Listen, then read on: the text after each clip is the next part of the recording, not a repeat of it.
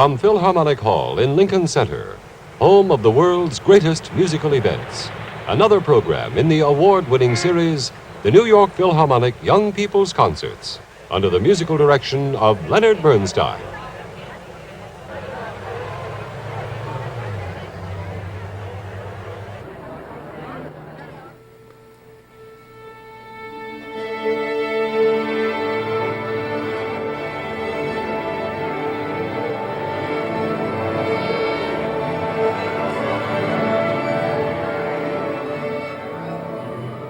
And here is Mr. Bernstein.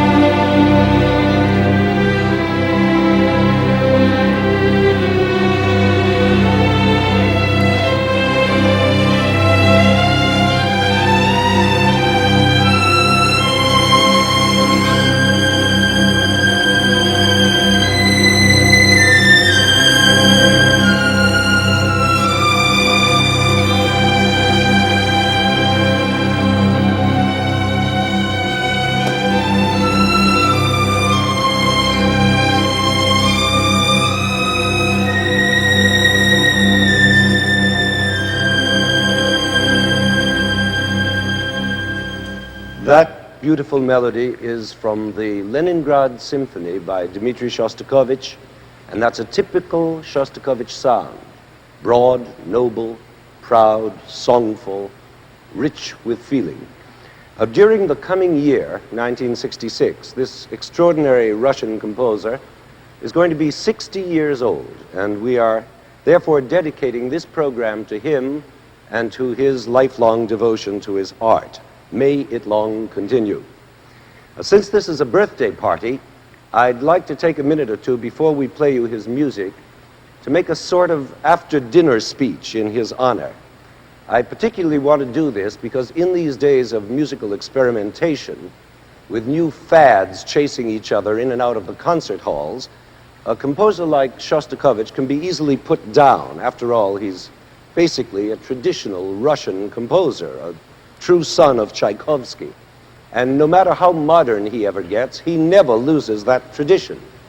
So the music is always in some way old-fashioned, or at least what critics and musical intellectuals like to call old-fashioned.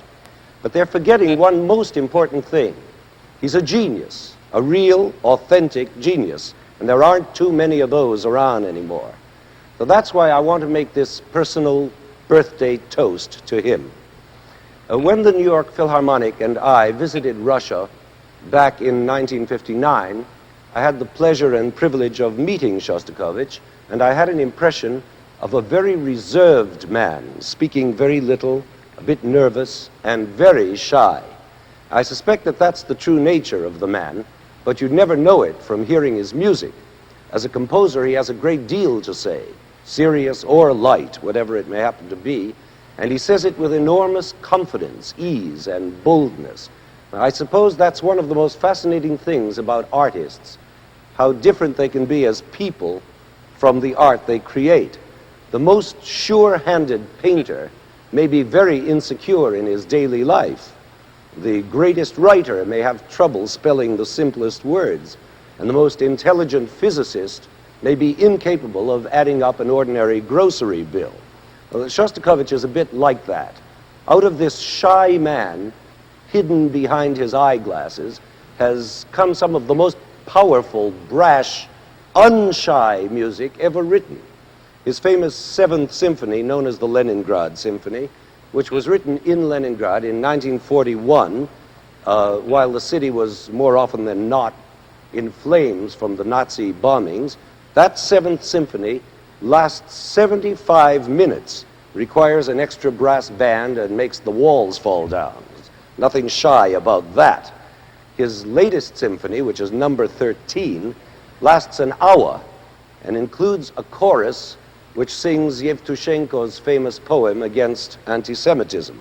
So you see, Shostakovich has a lot to say musically, and very often what he says is noble, original, and deeply moving.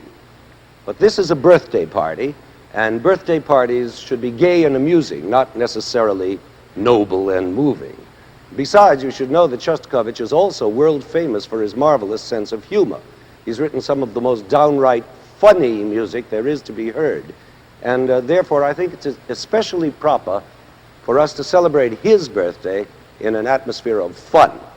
So in just a moment, instead of a long, serious work, we're going to play you one of his gayest and most amusing works, his 9th Symphony. Although this symphony has 5 movements, it's a very short work, so we can play you all of it. And I think you're going to enjoy it a lot. This 9th Symphony by Shostakovich is rather like a witty comedy in the theater, where you're treated to one joke after another. Puns, wisecracks, punchlines, surprises, twisteroos, but somehow all adding up to a work of art. Now, almost every symphony has some kind of joke in it. Even the most serious symphony by Beethoven or Mahler has at least one movement, usually called the scherzo, which is humorous, maybe not out and out comical, but satirical or bitter or mocking or something. But this whole symphony by Shostakovich is all humorous, every minute and every movement. It's all one big series of jokes. The first and foremost joke is the very fact that it is his 9th symphony. You may well ask, what's so funny about that? Well, I'll tell you. That number 9 is a magic number with composers. Ever since Beethoven, it's come to mean the crowning final output of a symphonic composer. Beethoven's 9th, as you must know, is the huge symphonic monument of his whole lifetime, his last symphony. And since then, it's become almost a tradition for a composer to crown his life with his 9th symphony, if he can make it, of course. Mahler and Bruckner did make it. They both wrote gigantic 9th symphonies of farewell. Brahms and Schumann never got beyond number 4. Mendelssohn did reach 5, and Tchaikovsky reached 6. But if you can reach number 9, it had better be a whopper, worthy of that magic number. But not Shostakovich. You see, he had just written 2 whoppers, number 7 and number 8, both very long, very serious, very patriotic symphonies, and both having grown out of his wartime emotions. But now it was 1945, the war was over, and it was time for some comic relief from those 2 gigantic symphonies, 7 and 8. So out came number 9, a little number 9, and that in itself is a twisteroo. But the real jokes begin with the music itself. Listen to the opening theme, for instance.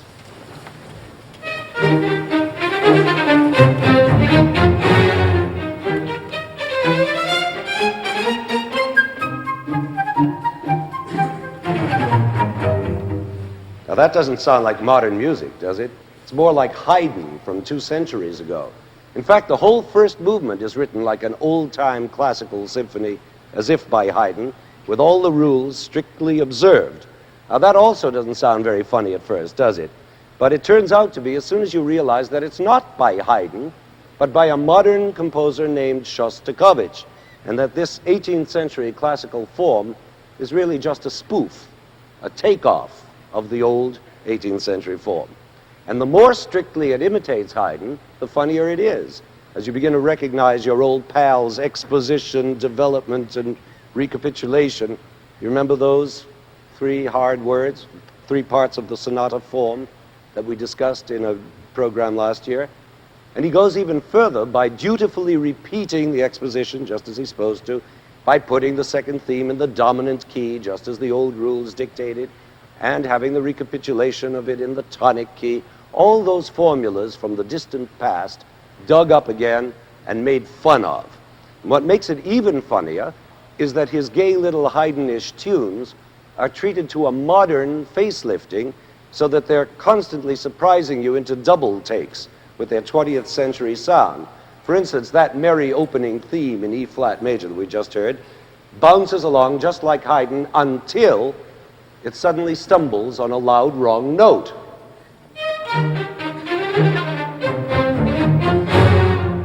Now that wrong note, ba-dum, wouldn't sound so wrong if it didn't have such a strong accent on it, to say nothing of a trill, which makes the accent even stronger. In other words, Shostakovich is calling your special attention to this wrong note, like a clown who slips on a banana peel and laughs at himself before you do. But it's not only those mischievous wrong note tunes of Shostakovich that make his humor. It's also his way of adding or skipping a beat here and there where you least expect it, as in this little theme which follows the one we just heard.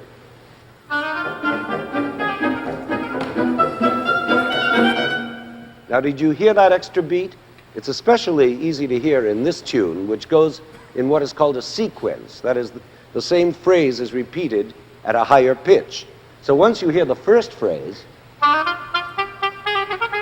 then you expect the second one to be identical, only higher, like this. But that's not what you get. Almost, but not quite. What you do get is a second phrase that repeats the first at a higher pitch, all right, but with one extra beat added, just enough to knock you off balance, like that tipsy clown.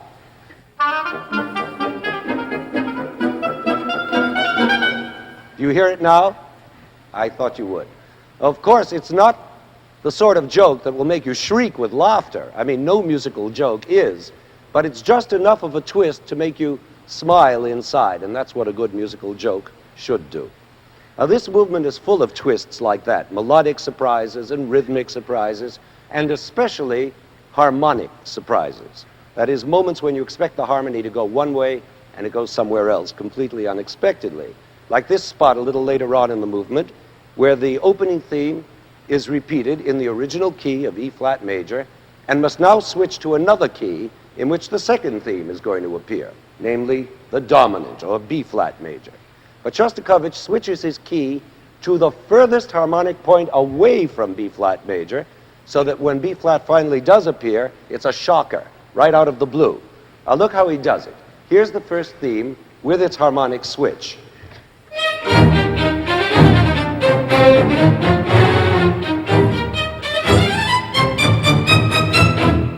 Now that's a mile away from where we're headed, B flat. But without so much as a blink of the eye, Shostakovich wrenches us into the required key of B flat like this. You see, there was no preparation at all for this new key. Or rather, there was a misleading preparation, as if for some totally foreign key, and then bang, B flat major. Now listen to the whole section and see how the harmony jerks you from key to key.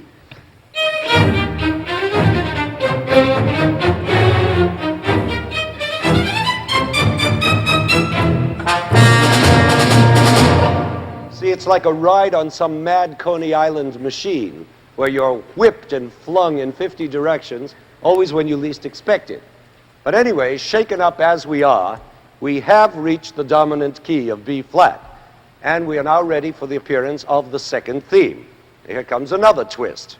You may remember from our program on sonata form that the second theme of a symphonic movement should provide a contrast with the first theme, not only in key, but also in feeling.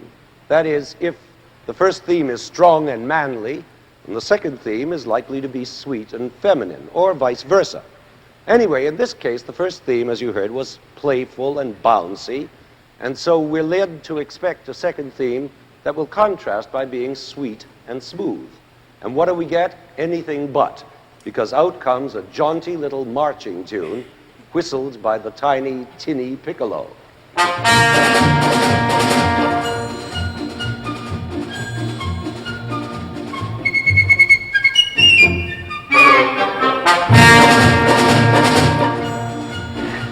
And so on. So we've had another surprise. You see, most musical jokes are surprises, just as most other jokes are. You expect one thing and you get another, and somehow that tickles your funny bone. Nobody knows why. And this surprising, silly second theme sounds even sillier when it comes back in the recapitulation, because this time it's played not even by the piccolo, but by one single solo violin who's forcing out that squeaky little tune over the accompaniment of a whole brass section.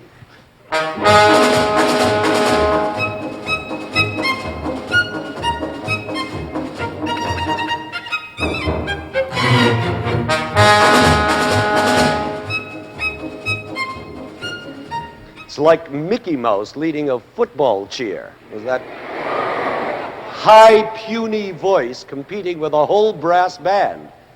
And speaking of the brass band, my favorite joke of the whole movement is made by that hefty trombone back there who introduces this tune each time it comes with those pompous two notes. Now, as you'll see when we play the whole movement, all through this section of the recapitulation, which leads up to the squeaky second theme, that trombone keeps plowing in with his two notes, always in the wrong places, as though he skipped 50 bars of music by mistake and has come in too soon.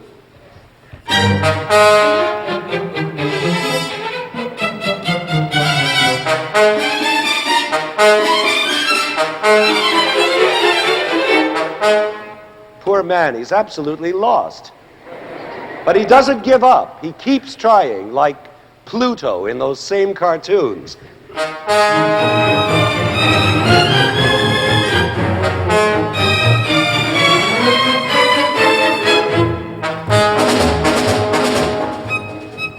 Thank goodness, he's made it at last. Now he's in the right place.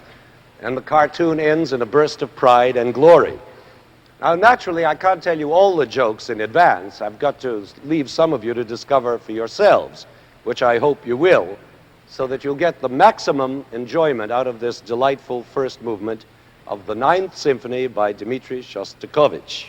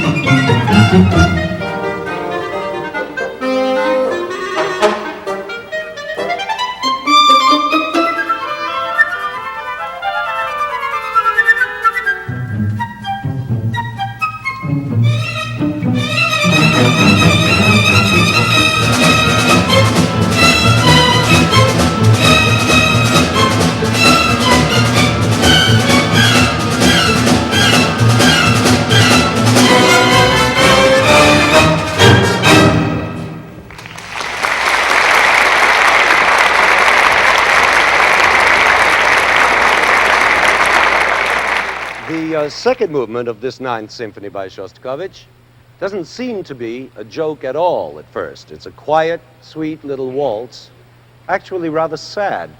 There's no horseplay here, as there was with the trombone in the first movement. In fact, the trumpets and trombones don't play at all in this piece, and neither does the percussion.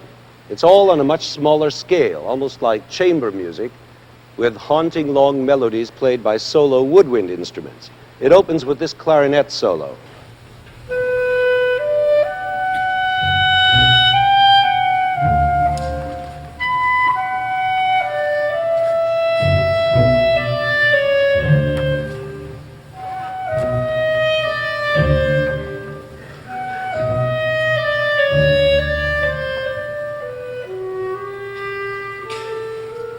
And so it goes on, wending its melancholy way.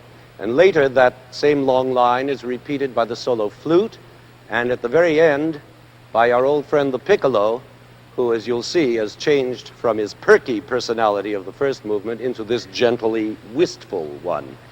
And in between these different woodwind solos, the strings play strange yearning waves of melody.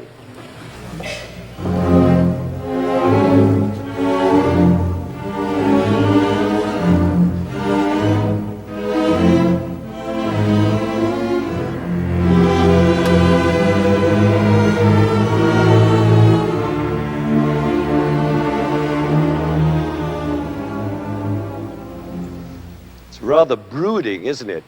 Very Russian. Certainly none of that material sounds particularly humorous or jokey. Well, then where does the humor come in? Didn't I say that this whole symphony was a comedy? All right, let me explain. The humor of this movement is that it just doesn't belong in a symphony at all, especially a Ninth Symphony, with its reduced chamber-size orchestra and its sad little waltz themes. It's more like what used to be called salon music. That is, music not so much for the concert hall as for hotel lobbies and old-fashioned restaurants and maybe a private, elegant tea party. It's a piece that might have been called, in times gone by, valse mélancolique, or something like that, which just doesn't mean a melancholy waltz, but suggests a whole era of grand, faded elegance. And the fact that Shostakovich puts this, of all things, into his Ninth Symphony shows a very subtle brand of humor. Nothing to make you fall on the floor with laughter, but to fill you with a light, sweet, unexpected pleasure. Again, it's the unexpected quality of it that makes you smile, even a melancholy smile. So here is the very unsymphonic second movement of this most unusual symphony.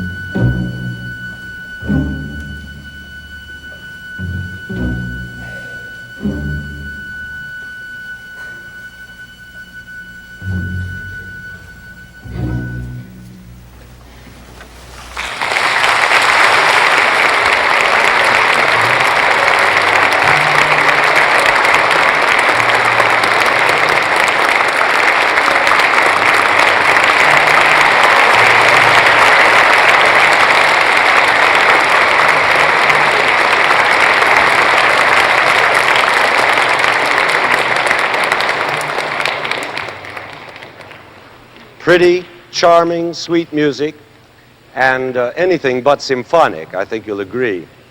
But now enough of melancholy. From here on in, the jokes fly thick and fast. And the three little movements which conclude this symphony are all joined together, played continuously, like one big stream of fun. First comes the scherzo, that traditionally humorous movement that occurs in almost every symphony. In fact, the word scherzo means joke in Italian, and Shostakovich's scherzo is no exception. It's fast, light-hearted, and brilliant, full of rollicking rhythms, delicious wrong notes, and startling twists of harmony. And right in the middle of this playful movement, there is suddenly a stamping Spanish rhythm over which a solo trumpet blares out a startling Spanish-type tune, like bullfight music.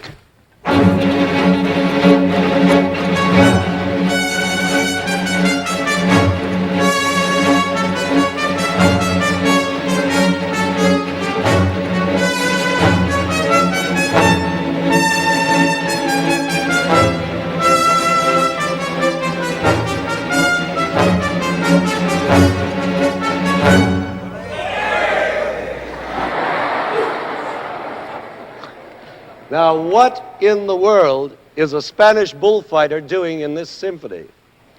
Well, as I said, it's full of surprises. Anything can happen.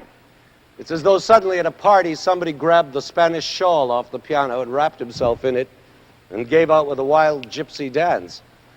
It's insane. But the best joke of the scherzo is still to come, which is that it simply dies. Imagine this rollicking piece suddenly winds down like an old phonograph and comes to an embarrassed stop on the most unlikely note, as if it didn't know quite what to do or where to go.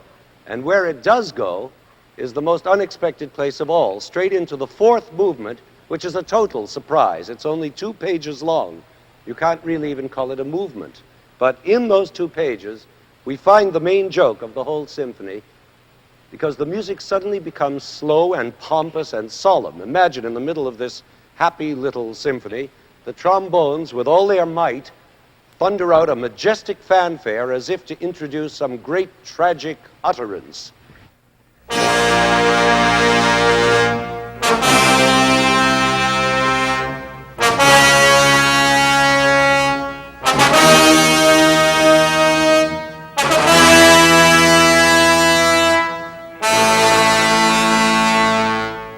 Good heavens, what a change. Is this joke symphony really going to pieces? What are we doing with great utterances? It's gone insane. Well, let's see what this tragic statement turns out to be. It turns out to be a bassoon solo in a free reciting style, very mournful and very tragic.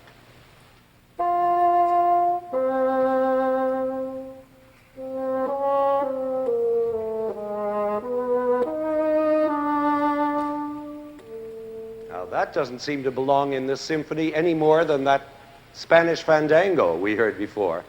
Why just that bassoon solo? I'll tell you, it's a private musical joke, because what Shostakovich is doing is imitating a similar passage in Beethoven's Ninth Symphony, the part that introduces the famous Ode to Joy, which I'm sure you all know. Freude, schöne Götter, Funken, Tochter aus Elysium. You know that. Yes, I see you do. Well, just before that place, in the Ninth Symphony, Beethoven has put this recitation by the cellos and basses.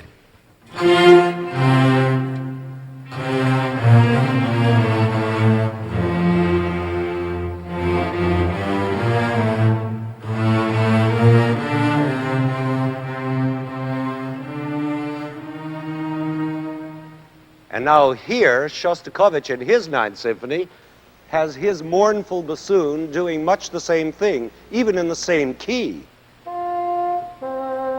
As if to say, this is going to be a real Ninth Symphony, tragic and monumental and everything, just like Beethoven.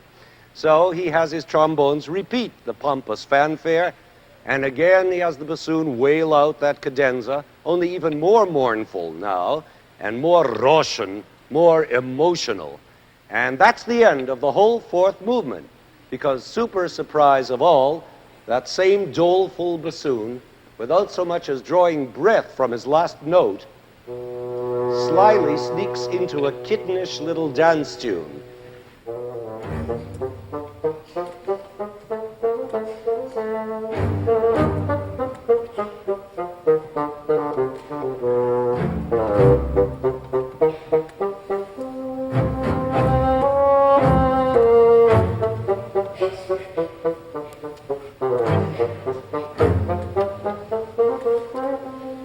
And the tune gradually gathers momentum as little by little the whole orchestra picks it up until soon we're galloping away into the fifth and final movement, which is a brilliant, breathless rondo.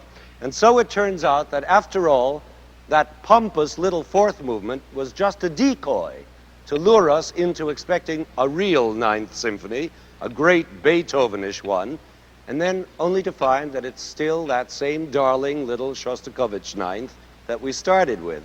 It's like sitting down to a big, serious banquet and being served hot dogs and potato chips. Some people might not think that very funny either, but I'm sorry for them because they won't get the jokes in this symphony. See, you have to have as much of a sense of humor to appreciate this music as Shostakovich had to have in order to write it. And I very much hope that you do, so that you can now enjoy these concluding three movements, that Spanish-type scherzo, and then the pompous trombone and bassoon bit, and the exciting final joyride. Happy listening, and happy birthday, Dmitri Shostakovich.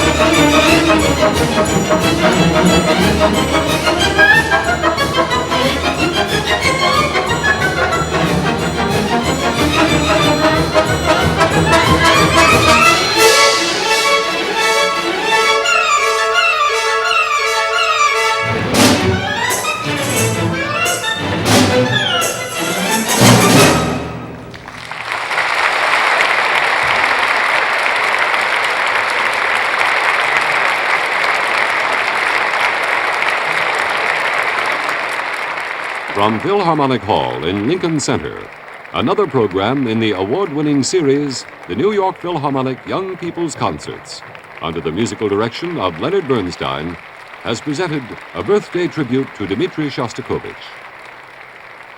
Featured today was a complete performance of Shostakovich's Ninth Symphony.